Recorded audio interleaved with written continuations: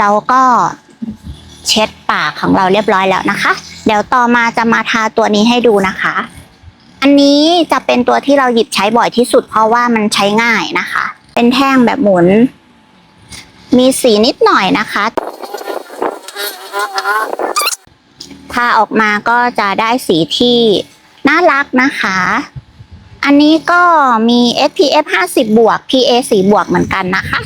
ตัวนี้ข้อเสียที่เห็นในวันนี้นะคะก็คือแดดร้อนอากาศร้อนนะคะทำให้น้องมีความนุ่มนิดนึงตะกี้เอาไป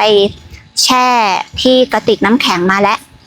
ก็ดีขึ้นมาหน่อยแต่ก็ใช้งานได้ปกติค่ะไม่ได้มีผลกับการใช้งานนะคะสำหรับใครที่หาลิปกันแดดนะคะที่ขนาดเล็กพกพาง่ายนะคะป้องกันแดดได้จริงนะคะเราก็แนะนำตัวนี้ได้เลยค่ะอันนี้เขามีแบบสีใสด้วยนะแต่ว่าเราไม่ได้สั่งมาใช้เนาะ